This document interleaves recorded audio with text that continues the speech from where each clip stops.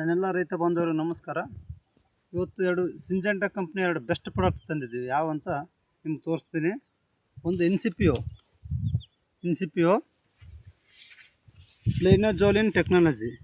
So ಇದೇನಪ್ಪ ಅಂದರೆ broad spectrum insecticide, ಅಂದರೆ ಕೀಟನಾಶಕ. ಇದು ಅಂದರೆ ಯಾವುದಕ್ಕೆ ಯೂಸ್ ಆಗುತ್ತೆ ಅಂದರೆ ಒಂದು ಲೀಫ್ ಫೋಲ್ಡರ್ಸು, ಲೀಫ್ ಹಾಪರ್ಸು, ನೆಕ್ಸ್ಟ್ ಇದು ಮೈಟ್ಸ್ ಅಂದರೆ ಎಲೆಗಳನ್ನು ಸುತ್ತುವಂಥ ಕೀಟಗಳಿರಲಿ ಅಥವಾ ಎಲೆ ತಿನ್ನುವಂಥ ಕೀಟಗಳಿರಲಿ. ಸೊ ಅಂಥ ಕೀಟಕ್ಕೆ ಇದು ಒಂದು ಬೆಸ್ಟ್ ಕೆಮಿಕಲ್.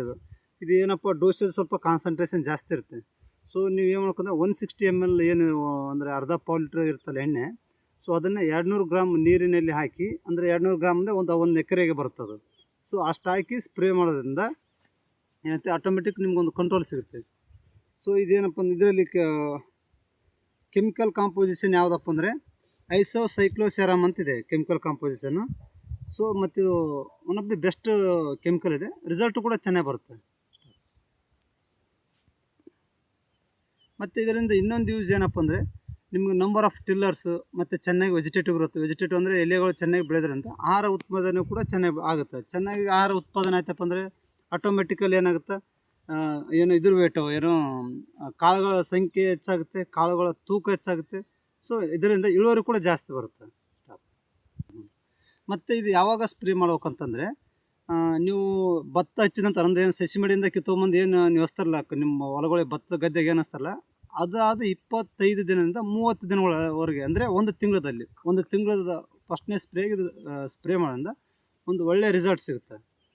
ಇನ್ನೊಂದು ಕೆಮಿಕಲ್ ಯಾವುದಪ್ಪ ಅಂದರೆ ರಿಫ್ಲೆಕ್ಟ್ ಟಾಪ್ ಅಂತಿದೆ. ಟ್ರೇಡ್ ನೇಮ್ ಯಾವಾಗ ಫಸ್ಟ್ನೇ ಕೇಳೋದು, ಯಾವಾಗಲೂ ಫಸ್ಟ್ನೇ ವರ್ಡ್ ಏನಿರ್ತದೆ ಅದು ಯಾವಾಗಲೂ ಟ್ರೇಡ್ ನೇಮ್ ಇರುತ್ತೆ. ಸೊ ಅದು ಕಂಪ್ನಿ ಮೇಲೆ ಕಂಪ್ನಿಯಿಂದ ಕಂಪ್ನಿಯ ಟ್ರೇಡ್ ನೇಮ್ಗಳು ಚೇಂಜ್ ಆಗ್ತಾ ಹೋಗ್ತದೆ. ಸೊ ಇದರಲ್ಲಿ ಇದೇನಪ್ಪ ಅಂದರೆ ಇದು ಬ್ರಾಡ್ ಸ್ಪೆಕ್ಟ್ರಮ್ ಫೋಲಿಯರ್ ಫಂಜಿಸೈಡ್ ಅಂದರೆ ರೋಗನಾಶಕ. ಇದು ಅಂದರೆ ರೋಗ ಬರೋದನ್ನು ತಡೆಗಟ್ಟುತ್ತೆ. ಸೊ ಇದರಲ್ಲಿ ಕೆಮಿಕಲ್ ಕಾಂಪೋಸಿಷನ್ ಏನಿದೆ, ಐಸೋಫೈರಜಾಮ್ ಪ್ಲಸ್ ಡೈಪೆನಕೊನಜೋಲ್ ಇದೆ.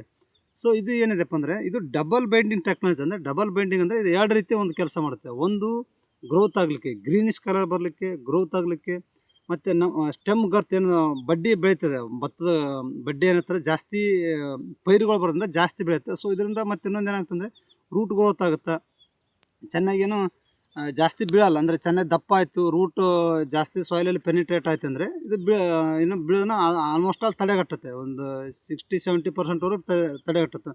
ಸೊ ಇದು ಇನ್ನೊಂದು ಟೆಕ್ನಾಲಜಿ, ಡಬಲ್ ಬೈಂಡಿಂಗ್ ಎರಡು ಟೆಕ್ನಾಲಜಿ ಇರಬೇಕಲ್ಲ. ಒಂದು ಗ್ರೋತಿಗೆ ಸಂಬಂಧಪಟ್ಟು, ಇನ್ನೊಂದು ರೋಗನಾಶಕವಾಗಿ ವರ್ಕ್ ಮಾಡುತ್ತೆ. ಅದೇನಪ್ಪ ಅಂದರೆ ನಿಮ್ಗೆ ಯಾವಪ್ಪ ಅಂದ್ರೆ ಲೀಪ್ ಸೀತು, leaf blight, next leaf spot.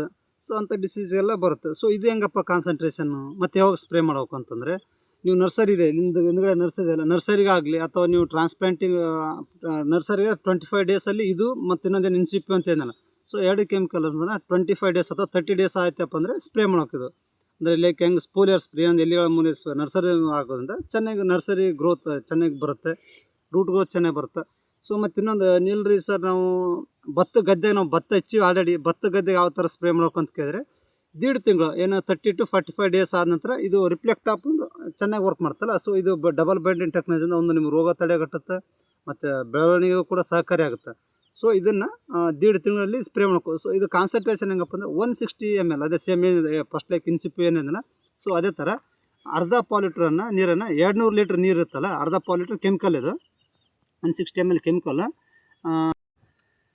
160 ml ಏನಿದೆಪ್ಪ ಅಂದರೆ 160 ml ಕೆಮಿಕಲು ಪ್ಲಸ್ 200 ಲೀಟ್ರ್ ಏನು 200 ಲೀಟ್ರ್ ಬ್ಯಾರಲ್ ಏನಿರುತ್ತಲ್ಲ, ಬ್ಯಾರಲ್ಗೆ 160 ml ಕೆಮಿಕಲ್ ಹಾಕಿ. ಇದು ಯಾವ ಒಂದು ಬ್ಯಾರಲ್ ಅಂದರೆ 1 ಎಕರೆ ಮಾತ್ರ. ಮತ್ತು ನೀವು 2 ಎಕರೆಗೆ 3 ಎಕರೆ ಬರಲ್ಲ. ಮತ್ತು ನೀವು ಹಂಗೆ ಸ್ಪ್ರೇ ಮಾಡಿದ್ರೆ ಇದು ಕೆಮಿಕಲ್ ಜಾಸ್ತಿ ತೊಗೋಬೇಕು. ಮತ್ತು ನಂಬರ್ ಆಫ್ ನೀರು ಕೂಡ, ಅಂದರೆ ನಂಬರ್ ಆಫ್ ಲೀಟರ್ಸ್ ಆಫ್ ನೀರು ಕೂಡ ಜಾಸ್ತಿ ಆಗುತ್ತೆ. ಸೊ ಇದು ಮಾಡೋದ್ರಿಂದ ರೋಗ ತಡೆಗಟ್ಟೋದ್ರಿಂದ ಒಂದು ಒಳ್ಳೆಯ ಗುಣಮಟ್ಟ, ಒಳ್ಳೆಯ ಒಂದು ಇಳುವರಿ, ಒಂದು ಒಳ್ಳೆಯ ರೈತರಿಗೂ ಲಾಭ ಸಿಗುತ್ತಂತ ಈ ವಿಡಿಯೋ ಮೂಲಕ ಎಲ್ಲ ರೈತರಿಗೂ ನಾನು ಮನವಿ ಮಾಡಿಕೊಳ್ಳುತ್ತೇನೆ.